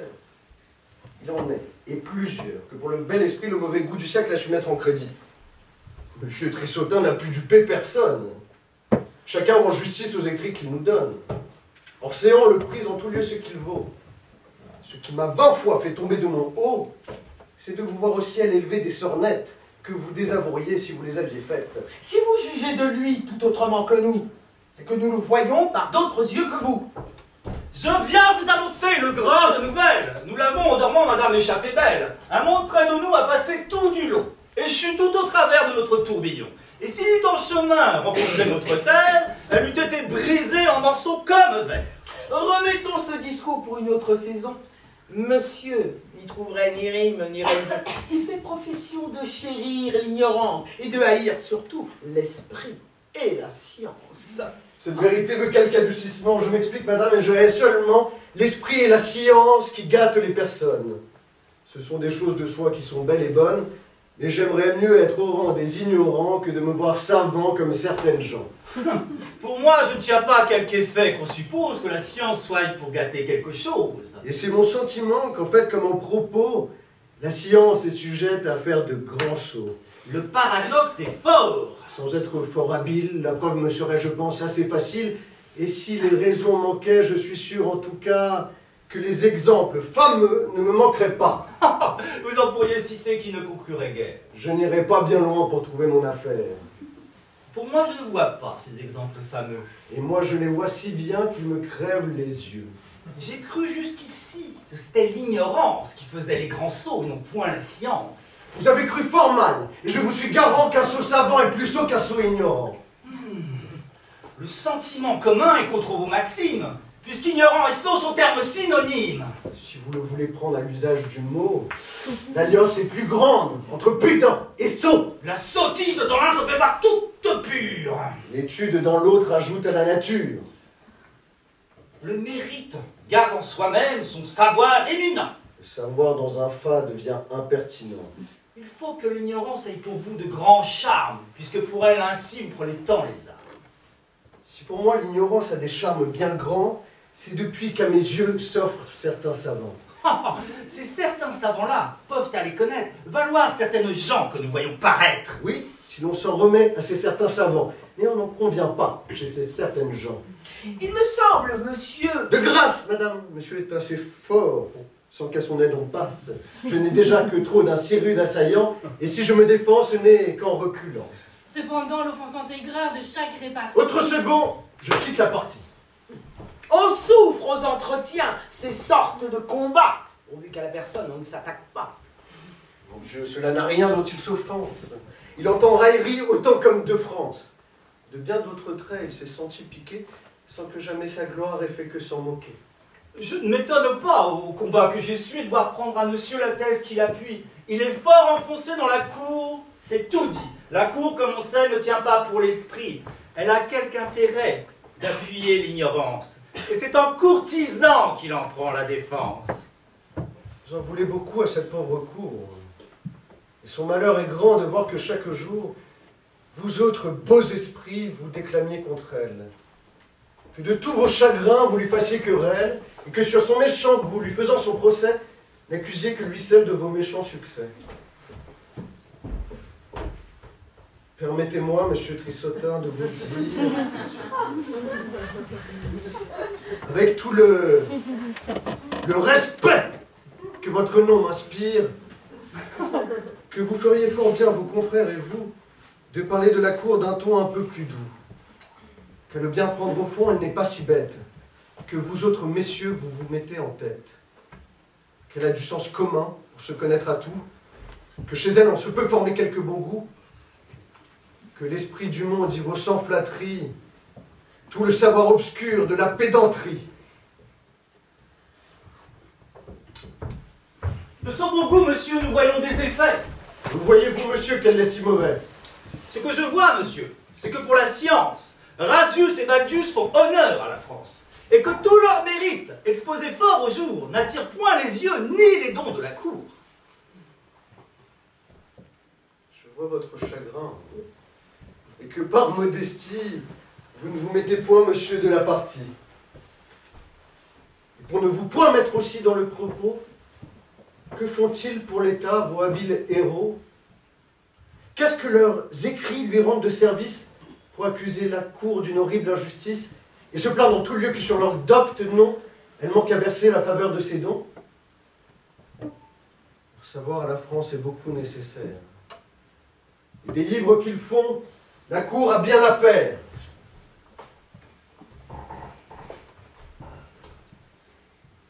Il semble à 3 gredins dans leur petit cerveau que pour être imprimés et reliés en veau, les voilà dans l'état d'importantes personnes. Qu'avec leurs plumes, ils font le destin des couronnes. Qu'au moindre petit bruit de leur production, ils doivent chez eux voir voler les pensions.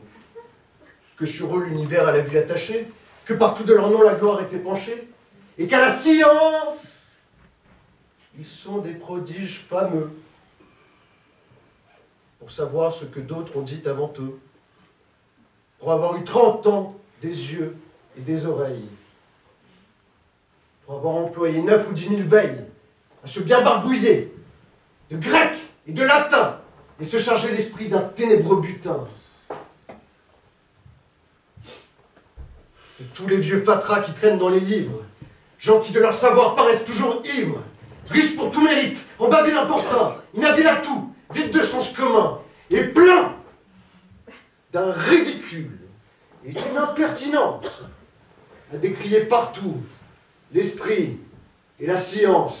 Votre chaleur est grande, et cet emportement de la nature en vous marque le mouvement. C'est le nom de rival qui dans votre âme excite. Le savant qui tantôt vous a rendu visite, madame, vous exhorte à lire ce billet. Quelque important que soit ce qu'on veut que je lise, apportez, monsieur, que c'est une sottise. Se venir jeter au travers du discours, et qu'aux gens du logis, il faut avoir recours, afin de s'introduire en valet qui sait vivre.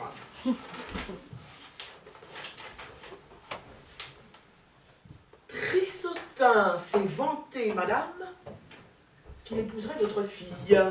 Je vous donne avis que sa philosophie n'en veut qu'à vos richesses et que vous ferez bien de ne point conclure ce mariage, que vous n'ayez vu le poème que je compose contre lui. En attendant cette peinture où je prétends vous le dépeindre de toutes ses couleurs, je vous envoie Horace, Virgile, Terence et Catulle, où vous verrez noter en marge tous les endroits qu'il a pillés. Voilà sur cet email que je me suis promis, un mérite attaqué de beaucoup d'ennemis. Mais ce déchaînement aujourd'hui me convie à faire une action qui confonde l'envie. à lui faire sentir que l'effort qu'elle fait de ce qu'elle veut rompre aura pressé les faits. Reportez tout cela sur l'heure à votre maître et lui dites, afin de lui faire connaître quel grand état je fais de ces nobles avis. Et comme je lui crois digne d'être suivi, dès ce soir, à monsieur, je marierai ma fille. Vous, monsieur, comme ami de la famille, assignez leur contrat, vous pourrez assister. Et je vous y veux bien, de ma part, invité. Armande, prenez soin d'envoyer au notaire et d'aller avertir votre sœur de l'affaire. Pour avertir ma sœur, il n'en est pas besoin. Et monsieur, que voilà, saura prendre le soin de lui porter cette nouvelle et disposer son cœur à vous être rebelle. Nous verrons qui sur elle aura plus de pouvoir, si je la saurais réduire à son devoir. J'ai le grand regret, monsieur, de voir qu'à vos visées, les choses ne soient pas tout à fait disposées. Je m'en vais travailler, madame, un quart d'heure. Ne vous point laisser ce grand regret au cœur. J'ai peur que votre effort n'ait pas très bonne issue. Peut-être verrez-vous vos craintes déçues. Oh, je le souhaite ainsi. J'en suis persuadé, et que de votre appui je serai secondé. Oui, vous pouvez compter sur toute ma puissance. Ce service est sûr de ma reconnaissance. Monsieur, sans votre appui, je serais malheureux. Madame, votre femme a rejeté mes vœux. Son cœur prévenu veut Trissotin pour gendre. Mais quelle fantaisie a-t-elle donc pu prendre? Pourquoi diantre vouloir ce monsieur Trissotin? C'est par l'honneur qu'il a de rimer en latin qu'il a sur son rival emporté l'avantage. Elle veut, dès ce soir, faire ce mariage. Dès ce soir? Dès ce soir. Et dès ce soir, je veux, pour le contrecarrer, vous marier tous deux. Pour dresser contrat, elle envoie au notaire. Et je vais le cueillir pour celui qu'il doit faire. Madame doit être prévenue par sa sœur de l'hymen où l'on veut qu'elle apprête son cœur. Et moi, je lui commande avec pleine puissance de préparer sa main à cette autre alliance. Ah, je leur ferai voir si pour donner la loi, il est dans ma maison d'autres maîtres que moi. Nous allons revenir. Songez à nous attendre. Alors, suivez mes pas, mon frère, et vous, mon gendre. Hélas, dans cette humeur, conservez-le toujours. J'emploierai toute chose à servir vos amours.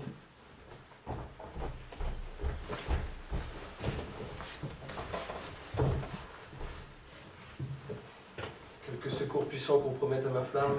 Le plus solide espoir, c'est votre cœur, madame. Pour mon cœur, vous pouvez vous assurer de lui. Je ne puis qu'être heureux quand j'aurai son appui. Vous voyez à quel nœud on prétend le contraindre. Tant qu'il sera pour moi, je ne vois rien à craindre. Je vais tout essayer pour nos vœux les plus doux. Et si tous mes efforts ne me donnent qu'à vous, il est une retraite où notre âme se donne qui m'empêchera d'être à toute autre personne. Veuille le juste ciel me garder en ce jour de recevoir de vous cette preuve d'amour.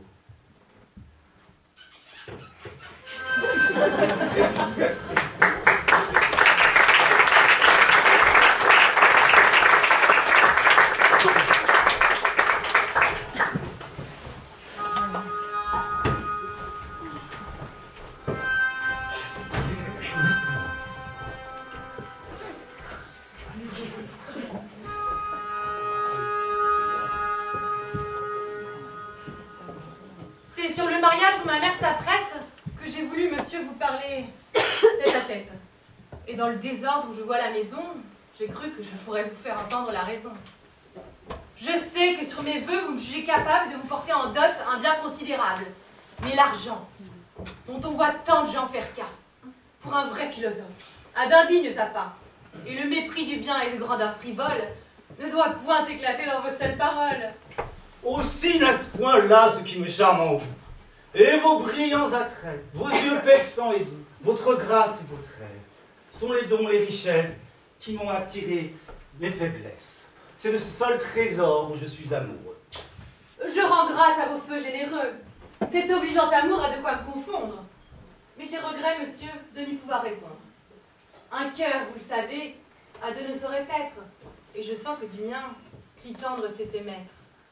Je sais qu'il a moins bien de mérite que vous, que j'ai de méchants yeux pour le choix d'un époux, que par 100 beaux talents, vous devriez me plaire. Je vois bien que j'ai tort, mais je n'ai plus que faire. Et tout ce que peut pour moi le raisonnement, c'est de me vouloir mal d'un tel aveuglement. Le don de cette main où l'on me fait prétendre me livrera ce cœur qui possède plus tendre. Et par mille doux soins, j'ai lieu de présumer que je pourrais trouver l'art de me faire aimer. Non, monsieur, À ces premiers vœux, mon âme est attachée, et ne peut de vos soins être touchée. Avec vous, j'ose ici librement m'expliquer, et mon sincère aveu n'a rien qui vous doive choquer. Cette amoureuse ardeur, qui dans les cœurs s'excite, n'est point, comme l'on sait, un effet du mérite. Le caprice y prend part, et quand quelqu'un nous plaît, souvent nous avons peine à dire pourquoi c'est. Si l'on aimait monsieur par choix et par sagesse, vous auriez tout mon cœur et toute ma tendresse. Mais l'on voit bien que l'amour se gouverne autrement. Laissez-moi, je vous prie, à mon aveuglement, et ne vous servez point de cette violence que pour vous on veut faire à mon obéissance. Quand on est honnête homme, on ne veut rien devoir à ce que les parents sont notre pouvoir. On répugne à se faire igualer ce qu'on aime, et l'on veut n'obtenir un cœur que de lui-même. Ne poussez point ma mère à vouloir par son choix exercer sur mes vœux la rigueur de ses droits. Ôtez-moi votre amour et portez à quelque autre les hommages d'un cœur aussi cher que le vôtre. Le moyen que ce cœur puisse vous contenter, imposez-lui des lois qu'il puisse exécuter. De ne vous point aimer peut-il être capable, à moins que vous cessiez, madame, d'être aimable et d'étaler aux yeux les célestes apparts. Monsieur, laissons la Galimafia. Vous avez tant d'iris, de phyllis, d'amarante, que partout dans vos vers vous peignez si charmante, et pour qui vous jurez tant d'amoureuse ardeur. Mais c'est mon esprit qui parle, et ce n'est pas mon cœur. D'elle, on ne me voit amoureux qu'en poète. Mais j'aime tout de bon, l'adorable Henriette. Et de grâce, monsieur. Si c'est vous offenser, mon offense envers vous n'est pas prête de cesser. Cette ardeur jusqu'ici de vos yeux ignorés vous déclare des vœux d'éternelle durée. Rien n'en peut arrêter les aimables transports. Et bien que vos beautés condamnent mes efforts, je ne puis refuser le secours d'une mère qui prétend couronner une flamme si chère. Et pourvu que j'obtienne un bonheur si charmant, pourvu que je vous aime, il m'importe comment. Mais savez-vous qu'on risque un peu plus qu'on ne pense à vouloir sur un cœur usé de violence, et qu'il ne fait pas, bien sûr, à vous trancher net, d'épouser une fille en dépit qu'elle en est, et qu'elle peut aller, en se voyant contraindre, à des ressentiments que le mari doit craindre. Un tel discours n'a rien dont je sois altéré. À tout événement, le sage est préparé. Guéri par la raison des faiblesses vulgaires, il se met au-dessus de ces sortes d'affaires et n'a garde de prendre aucune ombre d'ennui de tout ce qui n'est pas pour dépendre de lui. En vérité, monsieur, je suis de vous ravi. Et je ne pensais pas que la philosophie, fût si belle qu'elle est ainsi, apportait constamment de pareils accidents. Cette fermeté d'âme, à vous si singulière, mérite qu'on lui donne une illustre matière, et digne de trouver qu'il prenne avec amour les soins continuels à le mettre en son jour. Et comme à dire vrai, je n'oserais me croire bien propre à lui donner tout l'éclat de sa gloire, je le laisse à quelque autre, et vous jure entre nous que je refuse au bien de vous voir mon époux. Nous allons voir bientôt comment ira l'affaire, et l'on a là-dedans faire venir le notaire. Ah, ma fille. Ah, je suis bien aise de vous voir. Allons, venez faire votre devoir et soumettre vos vœux aux volontés d'un père. Je veux apprendre à vivre à votre mère. Et pour la mieux braver, voilà malgré ses dons, Martine, que j'amène et rétablisse ses rangs. Vos résolutions sont dignes de louange. Gardez que cette humeur, mon père, ne vous change. Soyez ferme à vouloir ce que vous souhaitez et ne vous laissez point séduire à vos bontés. Ne vous relâchez pas et faites bien en sorte d'empêcher que sur vous ma mère ne l'emporte. Comment me prenez-vous ici pour un bonnet? M'en préserve le ciel. Suis-je un fat, s'il vous plaît? Je ne dis pas cela. Me croit-on incapable des fermes sentiments d'un homme raisonnable? Non, mon père. Est-ce qu'à l'âge où je me vois, je n'aurais pas l'esprit d'être maître chez moi? Si fait. Et que j'aurais cette faiblesse d'âme de me laisser mener par le nez à ma femme? Mais non, mon père. Ouais, qu'est-ce donc que ceci? Je vous trouve plaisante à me parler ainsi. Si je vous ai choqué, ce n'est pas mon envie. Ma volonté séant doit être en tout suivie. Fort bien, mon père. Aucun, hors moi dans la maison, n'a droit de commander. Oui, vous avez raison. C'est moi qui suis le chef de la famille. D'accord. C'est moi qui dois disposer de ma fille. Mais oui. Le ciel me donne un plein pouvoir sur vous. Qui vous dit le contraire? Et pour prendre un époux, je vous ferai bien voir que c'est à votre père qu'il vous faut obéir, non pas à votre mère. Hélas, vous flattez là le plus doux de mes vœux. Veuillez être obéi, c'est tout ce que je veux. Nous verrons si ma femme a mes désirs rebelles. La voici qui conduit le notaire avec elle. Oh, secondez-moi bien tous. Laissez-moi. Je ne souhaite vous encourager s'il en est de besoin.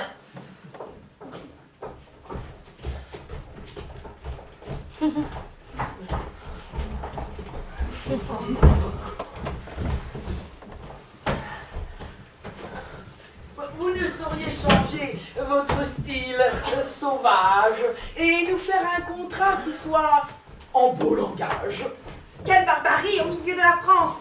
Mais au moins, monsieur, en faveur de la science, veuillez, au lieu d'écus, de livres et de francs, nous exprimer la dot en mines et talents, et dater par les mots d'Ide et de Calandre. Moi, si j'allais, madame, accorder vos demandes, je me ferais siffler de tous mes compagnons. Oh, de ces barbaries en vain, nous nous plaignons. Alors, monsieur, prenez la table pour écrire. Comment? L'impudente ose encore se produire? Et pourquoi donc, s'il vous plaît, la ramener chez moi? Tantôt, avec loisir, on vous dira pourquoi. Nous avons maintenant autre chose à conclure. Bon, procédons au contrat. Où donc est la future? Celle que je marie est la cadette. Oh, Oui, la voilà, monsieur. Henriette est son nom. fort bien. Où donc est la future? L'époux que je lui donne est monsieur. Et celui que moi, en ma propre personne, je prétends qu'elle épouse est monsieur. Ah, deux époux. C'est trop pour la coutume. Où vous arrêtez-vous? Mettez monsieur Trissotin pour mon gendre. Pour mon gendre, mettez monsieur Clitandre. Mettez-vous donc d'accord et d'un jugement mûr, voyez à convenir entre vous du futur. Suivez, monsieur, le choix où je m'arrête. Faites, monsieur, les choses à ma tête. Oh, dites-moi donc à qui j'obéirai de deux.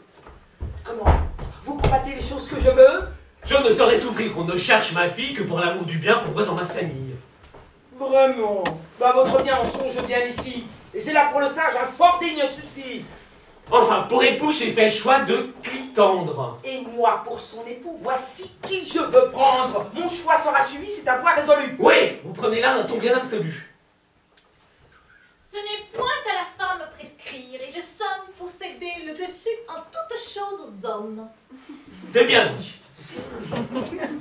Mon congé sans foi me fait-il hoc, la poule ne doit pas chanter devant le coq. Sans doute.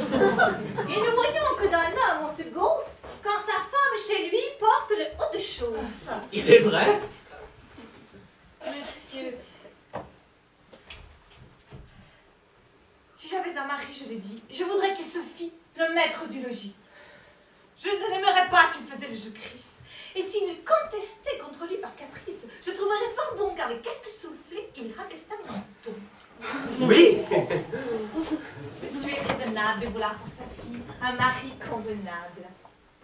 Par quelle raison, jeune et bien fait qu'il est, lui refuser Clitandre? Et pourquoi, s'il vous plaît, lui dire un savant qui est censé être épilogue? Il lui faut un mari, non pas un pédagogue.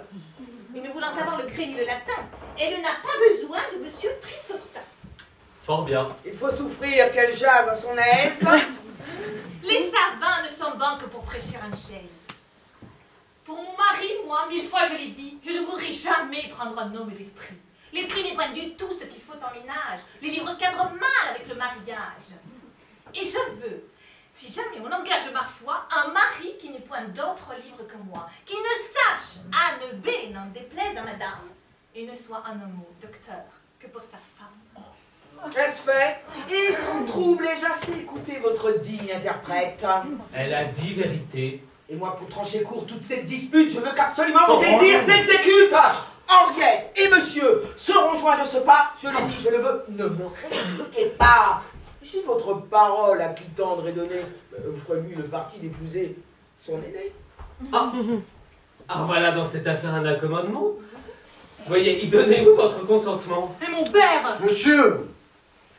On pourrait lui faire des propositions qui pourraient mieux lui plaire, mais nous établissons une espèce d'amour qui doit être épuré comme l'astre du jour.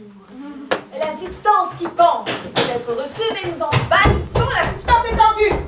Je regrette de troubler un mystère joyeux, par le chagrin qu'il faut que j'apporte en ces lieux. Je suis porteur de deux nouvelles, dont j'ai senti pour vous les atteintes cruelles. L'une pour vous me vient de votre procureur, l'autre pour vous me vient de Lyon. Mais quel malheur digne de nous troubler pourrait-on nous écrire? Cette lettre en contient un que vous pouvez lire. Madame, j'ai prié monsieur votre frère de vous rendre cette lettre qui vous dira ce que je n'ai osé vous aller dire. La grande négligence que vous avez pour vos affaires a été la cause que le clerc de votre rapporteur ne m'a point averti et que vous avez perdu absolument votre procès que vous deviez gagner. Votre procès perdu? Oh, vous troublez beaucoup. Mon cœur n'est point du tout ébranlé par ce coup. Vos faites paraître une âme moins commune, à braver comme moi les traits de la fortune. Le peu de soins que vous avez vous coûte 40 000 écus.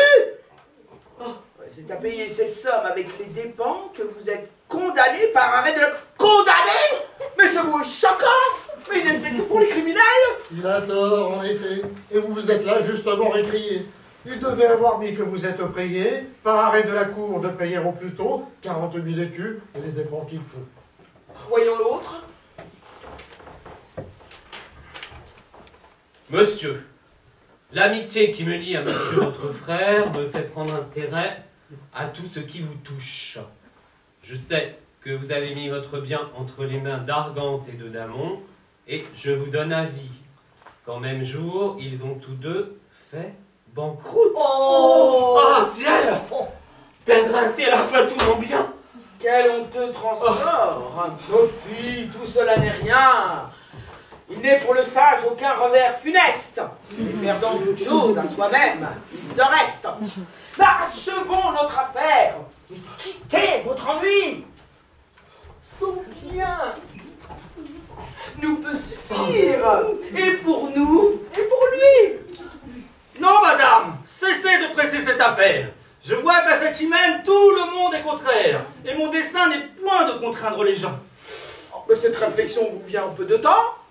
Elle suit de bien près, monsieur, notre disgrâce. Mais d'autant de résistance à la fin, je me lasse. J'aime mieux renoncer à tout cet embarras et ne veux point d'un cœur qui ne se donne pas. Je vois de vous, non pas pour votre gloire, ce que jusqu'ici j'ai refusé de croire. Vous pouvez voir de moi tout ce que vous voudrez, et je regarde peu comment vous le prendrez. Mais je ne suis point homme à souffrir l'infamie des refus offensants qu'il faut qu'ici j'essuie. Je vaux bien que de moi on fasse peu de cas, et je baise les mains qui ne me veut pas. Mais qu'il a bien découvert son âme mercenaire. Que peu philosophe est ce qu'il vient de faire. Je ne me demande point de l'être. Je m'attache, madame, à tout votre destin. Et j'ose vous offrir avec ma personne ce conseil que de bien la fortune me donne. Vous me charmez, monsieur, par ce trait généreux. Moi, je veux combler les désirs amoureux. Oui, j'accorde Henriette à l'ardeur empressée.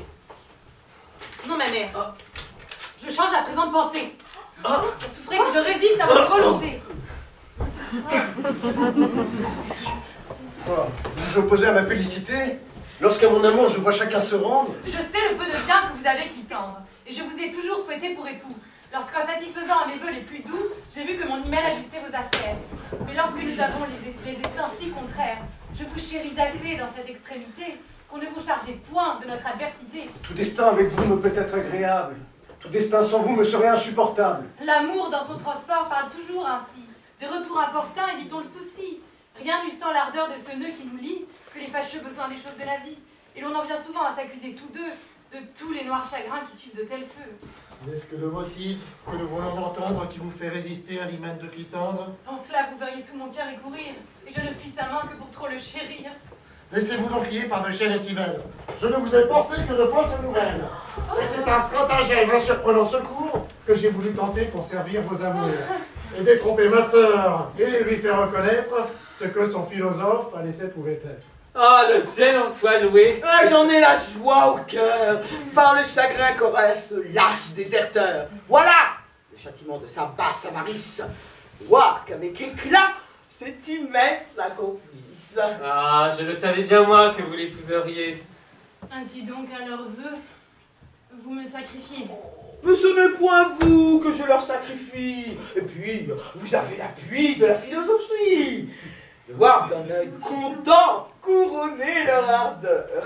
Qu'ils prennent garde au moins que je suis dans son cœur. Par un prompt désespoir, souvent on se marie, qu'on s'en repent après tout le temps de sa vie. Allons, monsieur, suivez l'ordre que j'ai prescrit et faites le contrat ainsi que je l'ai dit.